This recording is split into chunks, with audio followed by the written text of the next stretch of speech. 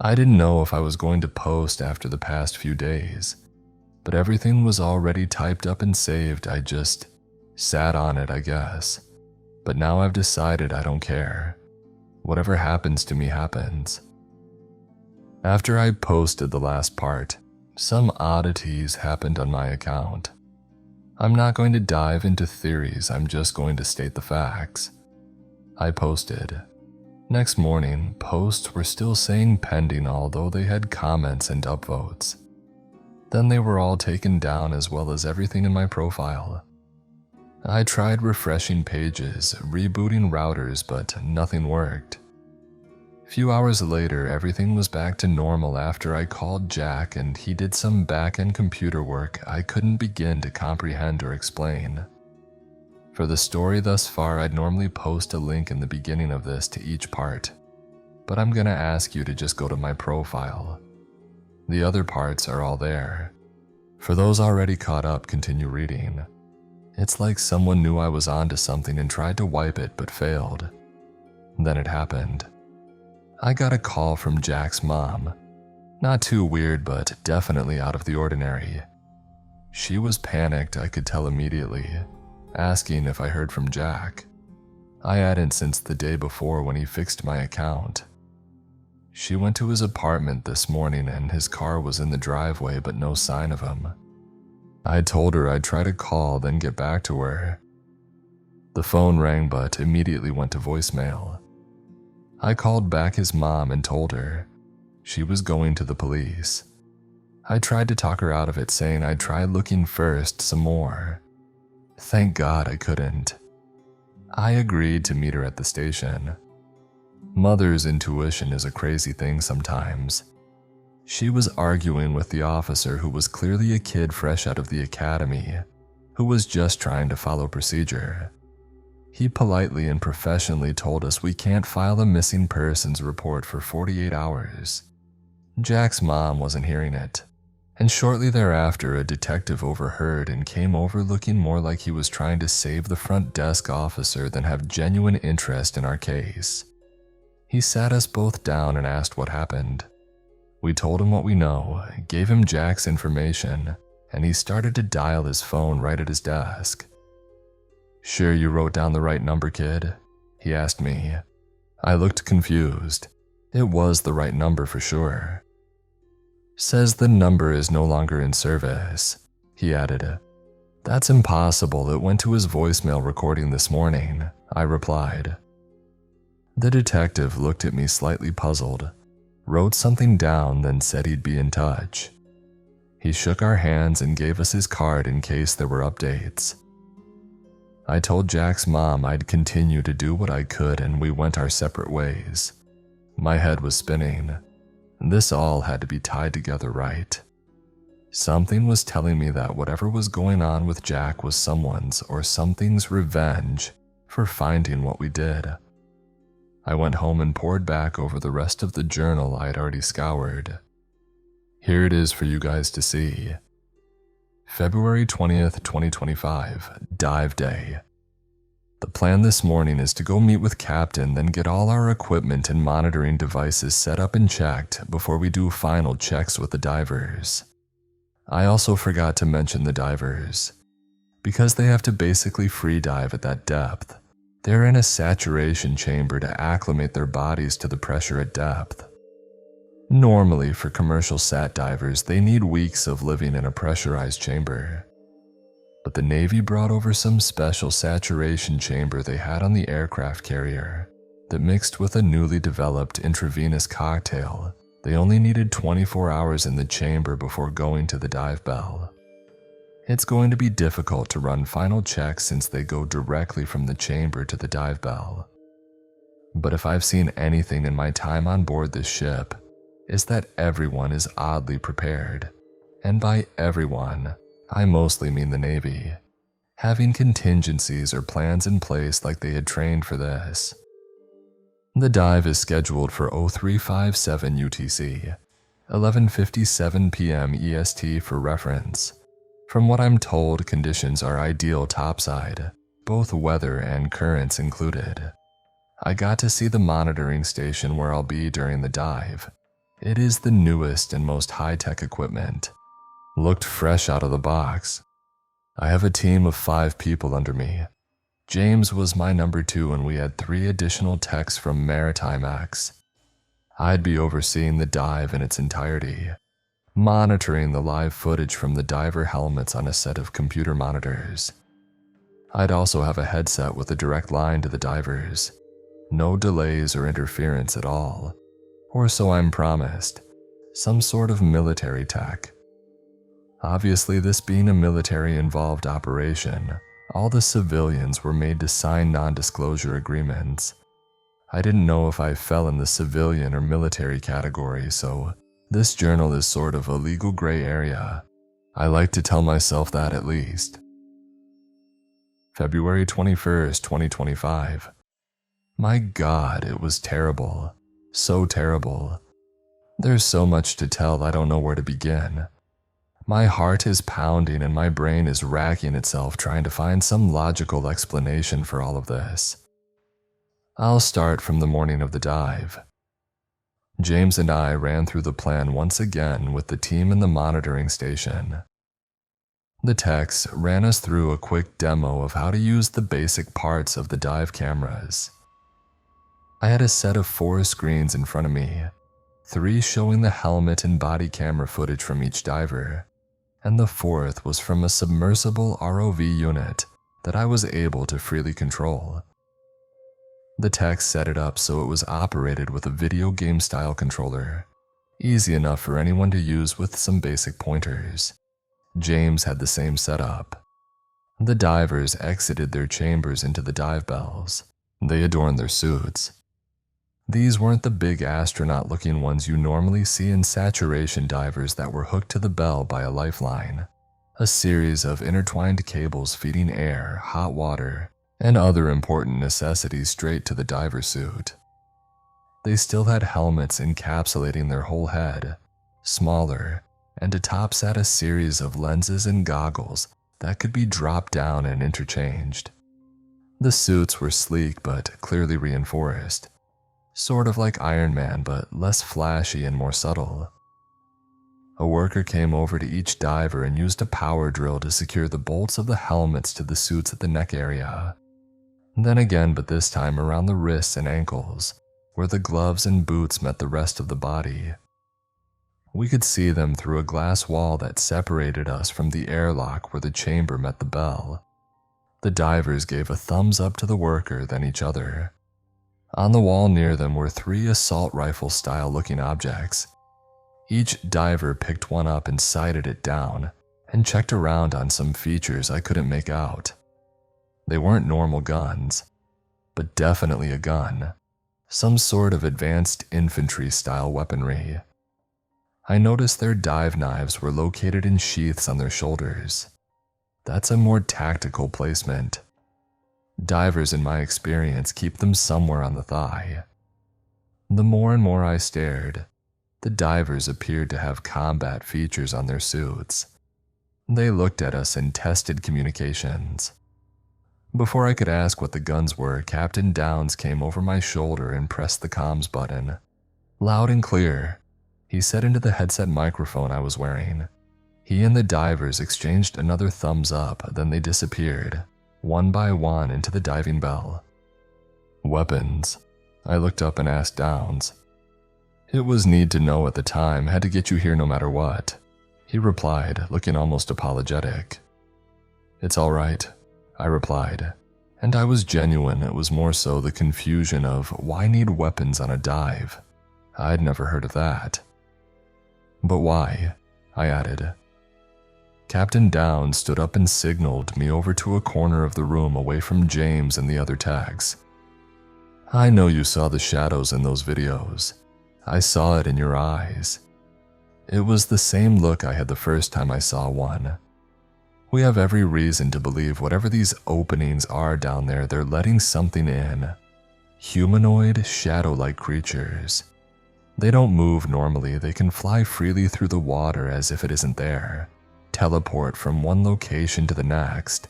It's unlike anything we've ever seen. He was talking hurriedly, what seemed like a mixture of fear and excitement, but most of all uncertainty. We've only got one recorded interaction and it was brief, caught on a stationary dive cam down in the site. One of our floodlights had broken just as one of these shadows was next to it.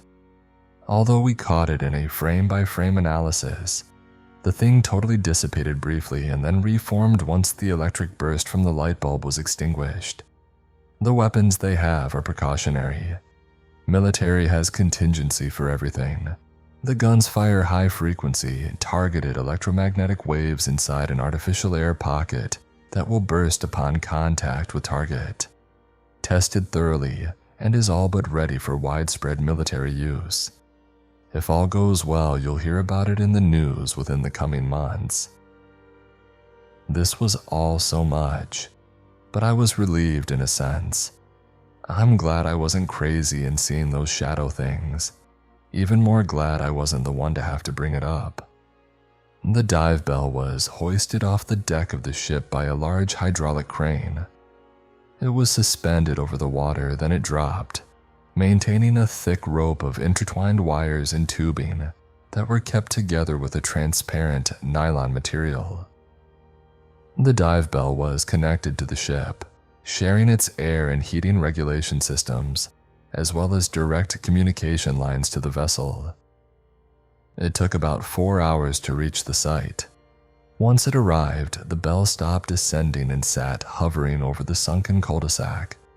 Another equipment and communications checklist run through for both the dive team and us, and then the hatch at the bottom of the bell opened.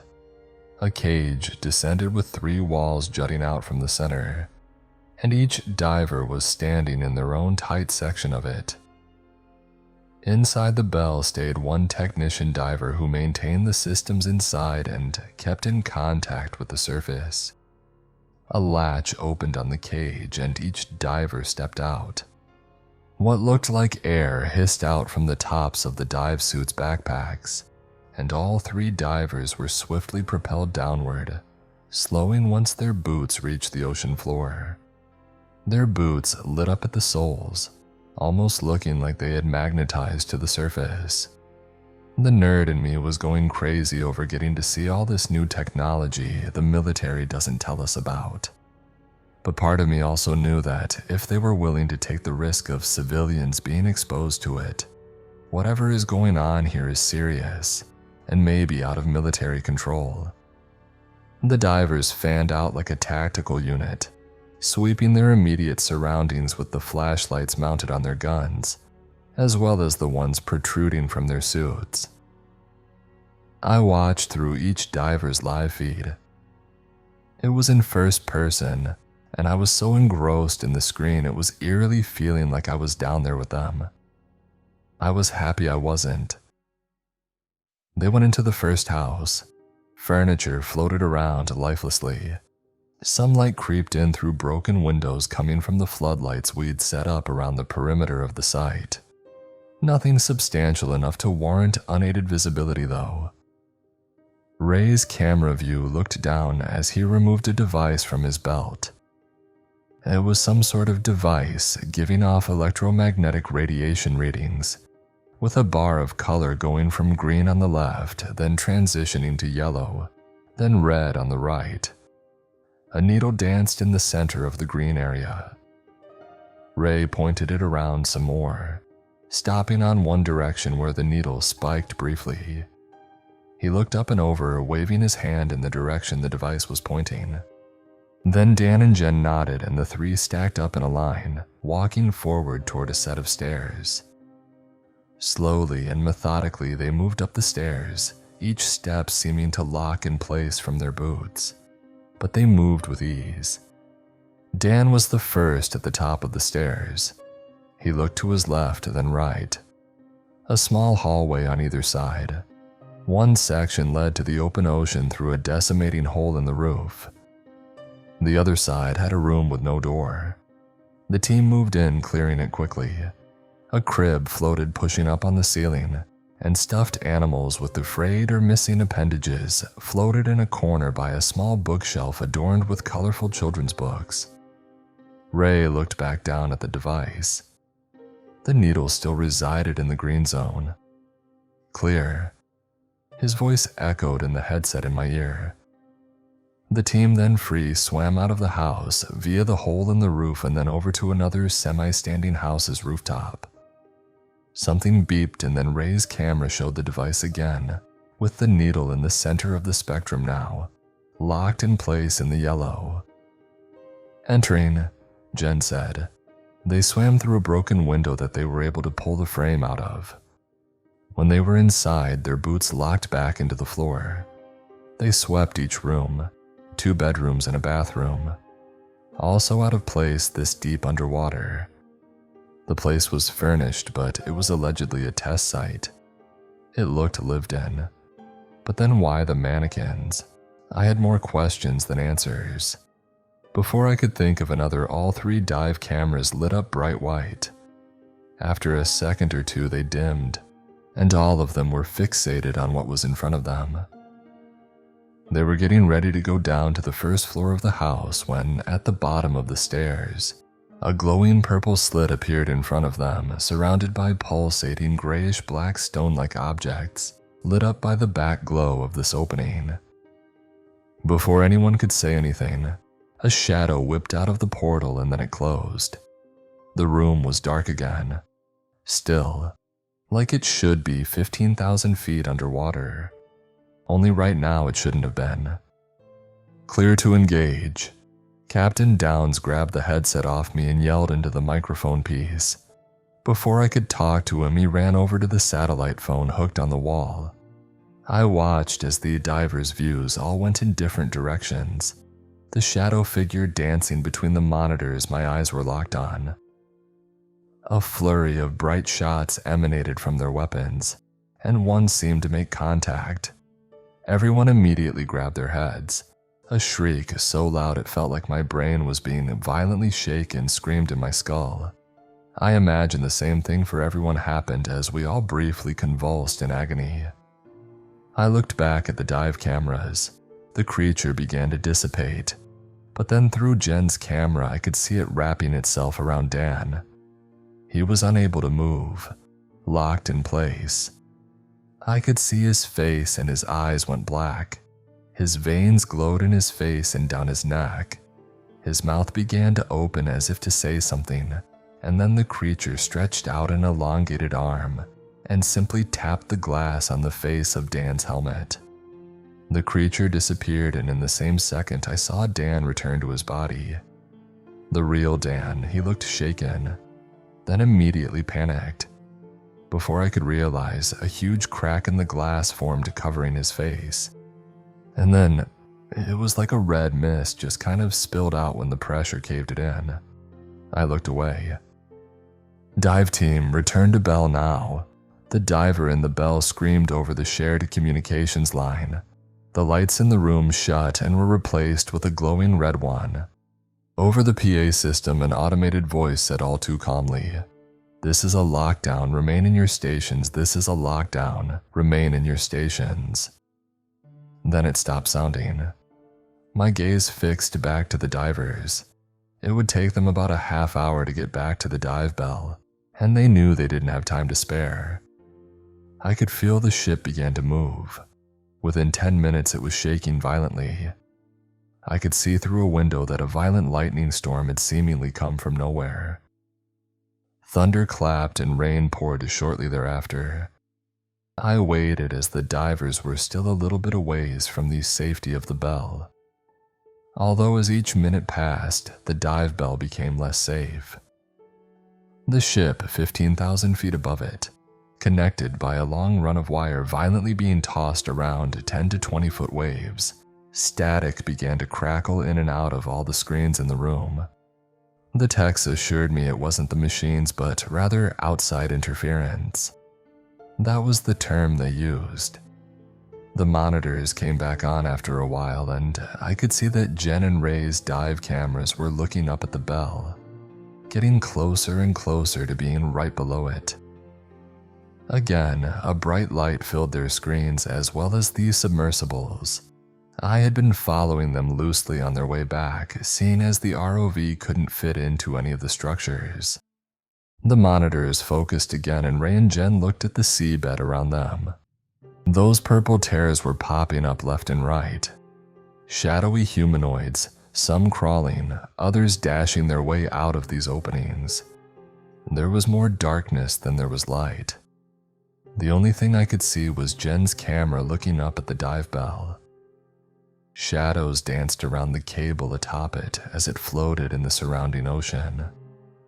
Then one of the things passed through the wire, leaving a glowing purple line sizzling through the circumference of the cable. Then another, and another. The glow subsided, and the cables simply just separated. The bell began to slowly sink down before landing a few hundred feet in front of the divers. Jen's camera looked over to Ray and a shadow disappeared as it flew into him. Like Dan, his eyes went black and his veins glowed. Then, all the computers in the room shut. Static then off in an instant. The room was quiet. "All crew on deck, all crew on deck," came over the PA system in the same stoic voice. I checked my watch. 12:39 UTC, sunset exactly. I guess the situation warranted no more curfew. The deck was loud and windy, still pouring rain. Captain Downs stood out there waiting for us all to file out. He had a tablet in front of him. Ramirez, Hansen, Jackson, Davis, Williams, Tylers, Watkins, and Jones, follow me, he yelled over the gusting wind and rain. There were a lot of armed soldiers on board now. Once Downs walked them out past the main deck, James being one of them, down toward the port side and out of our sight line. The guards lined up in front of us, forming a sort of blockade. "You may return to your quarters," one barked at the few of us left. We were individually escorted back to our rooms and then a guard shut the door behind me. I assumed he was still standing outside. On the way to my room, though, I saw something. Glancing out a window on the port side, I caught a glimpse of Captain Downs, arm extended towards something out of my view. Then a flash, followed by him stepping to the side with another flash following. Like he was moving down a line. Were those names of people he read a kill list? I don't know, I'm gonna lay down, but I'm sure as hell I won't sleep. February 22nd, 2025. My dreams were haunted by shadows, figures I felt like I knew but couldn't see. They all watched me, staring, studying. I woke up in a cold sweat. We were all woken up at the crack of dawn and the entire crew was in the dining area. Nobody mentioned on Captain's list was there. The weather had calmed and I could hear a helicopter whirring overhead. It sounded close and then I could hear an engine powering down. Within minutes, the general who had given us our initial briefing walked in, followed by Captain Downs. Nobody stood up. "You are all here because you can be trusted. The situation that unfolded here is to be referred to as a research study that yielded no results. No more details are to be given to anyone, ever," he said firmly. "You will all be compensated generously for your assistance in this endeavor. As of this moment, this vessel as well as all equipment on it is property of the United States military. Go back to your quarters. Those of you with held equipment will find it returned upon your arrival. You have 1 hour to gather yourselves and report to the helicopter on deck." Nobody had time to raise their hand before they both exited the room. On the way back to my quarters, I took a detour outside. I examined the lower deck of the port side, where I saw Captain last night. A guard was strolling a post up and down the length of the side. I crouched behind a container and moved quickly across the way to the railing of the ship, covered by a staircase. I traced the railing down as far as I could but found nothing. While turning back around, I heard a small clank at my foot. I moved my shoe aside and found a 9mm shell casing. I looked down the length of the deck and behind me and found 2 more that rolled up against the bottom of the staircase. That was enough to confirm my theory. The curfew, the list. That was the time they executed those who they didn't think would be able to keep this under wraps. Innocent people who were here a week ago on their own. Researchers. Genuine researchers. Studying the world. Not whatever the hell they got dragged into. I returned to my room, sat for a few minutes, planning my next move. I'm going to return to the monitor station. Take the hard drive loaded with movies and shows to pass time. Wipe it, then download a copy of the ship's data. There's a main system I was given access to that nobody else on my team was. It stored everything in one place so I could download from there. After that, I'd make a move for one of the life vessels that could be piloted hanging off the side of the deck. Wherever that helicopter was going was not somewhere I wanted to be. I'll figure the rest out when I get back to land. Same day but last entry. I'm in the lifeboat now. Once I left my room, I made my way to the monitoring room. I plugged the drive in and began waiting. It was moving slow. Each increase in completion percentage feeling like hours.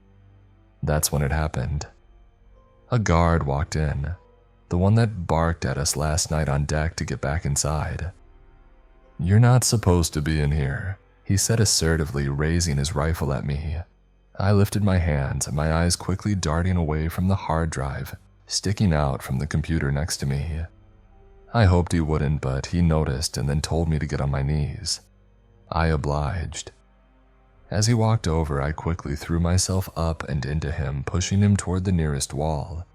We were around the same size. While he was still stunned, I jammed my elbow into his forearm, and he dropped his assault rifle and it fell to his hip, still attached to the sling over his shoulder. We grappled arms and he swept my leg from under me. I dropped but wrapped myself around him, pulling him with me. He landed on top, throwing blows at my head as I threw up my arms to cover myself. I managed to block one and grab his hand. In the same instant, I dislodged the knife from his shoulder harness and lifted it up about an inch and turned it, pushing into the side of his neck. His fight weakened and his eyes widened. Blood seeped from the wound as he grabbed at the knife, stammering to do so while falling off me and onto the floor. He stopped moving shortly thereafter. I looked up at the computer and the screen displayed a completed message. I yanked the drive out and walked out of the room, catching my breath and trying not to think about what happened in there. I had to move fast though. I decided to just run for it. Within a few seconds, I was mantling over the side of the ship's railing and onto the life vessel. I turned the hatch and entered. The craft booted up upon me, locking the latch. "Prepare for release, a loudspeaker said. The craft dropped and then landed softly, bobbing for a second and then settling, swaying slowly. I ran through the checklist sitting on the pilot seat. Simple enough. The engine whirred and the ship sailed away under my command. I just turned it away from the scene and pushed the throttle full. About 10 minutes went by and a huge flash filled the cabin. I looked out the back porthole as a huge half-orb of lightning exploded from the ocean surface, encapsulating the airship, research vessel, and all nearby boats, looking as if it descended down into the depths below as well. A purple glow filled the orb and lightning flashed everywhere. Then everything inside disappeared. A large series of waves rushed out, causing some large bumps in the life vessel ride for a minute or so. I don't know what's next. I don't know where is safe. I remember something about an island I had written coordinates for before we got on board the ship, related to this place. Seems like a good place to look for answers, because I have more questions than answers. And that's it. The hard drive is all the footage mentioned in the journal. Nothing else. I, like most of you I'm sure, am left with more questions than answers. Did something get released into our world from elsewhere? Somewhere we can't fully comprehend or maybe even perceive? I've scoured over the data in the drive, doing my best to Google the physics I don't know along the way. The best I could tell was that these creatures, these things, they were from another dimension, somewhere in between our universe's space and time, another plane of existence, a dimension separate from ours but now connected from whatever went on. Jack is still missing. I drove around town, went to his local coffee shops, and scoured his apartment for clues. I checked his social media. All his pages were gone, account disabled. I was shaking. I called his mom back. She had answered excitedly as if I was the one calling with news. She sounded discouraged when I had asked the same question she had. She hadn't gotten anything either. I had an idea. I drove over to Jack's apartment and parked down the block. I waited until night fell and then looked down at the front of his building. A black van pulled up, the same style one that followed me home from the airport. It blocked my view of his apartment door, but it stayed there for about 10 minutes and then left. I waited another hour after it drove off to be safe. Then I walked over to Jack's apartment. I put my palm over the array of buttons, buzzing as many random numbers as I could. When one replied, I pretended to drunkenly slur a sentence in the intercom that amounted to "I forgot the keys to my apartment at the bar." A few seconds and then a buzz. The door opened and I went up the stairs to Jack's floor. I had a key to his place. I opened his door and nothing seemed out of place. I walked around, scouring for clues. After I walked by his computer setup, it booted on like it knew I was there. I looked over. A video queued itself up. I walked over and clicked play. It was the inside of a storage container. A light was dangling overhead and there was Jack, chained to the floor by the ankles, sitting in a chair, tape over his mouth. A woman walked into frame. She was facing away from the camera and toward Jack. Without hesitation, she unholstered a pistol and lifted it to Jack's head. His head began to move in a panic, and then it stopped. A flash, and then a small spray from the back of his head. Red liquid dripped from the wound in his head onto the floor around him. The woman lowered the gun, holstered it, and picked up the shell casing. She was wearing all black. She walked out of frame and then a note slowly lifted in front of the camera. It read one word: "Stop." Then the note lowered, revealing the woman's face peering into the camera, like she was trying to make eye contact with me. Only she couldn't. Her eyes were black, her skin adorned with glowing veins. I recognized her from the hard drive, the dive footage. The diver, Jen,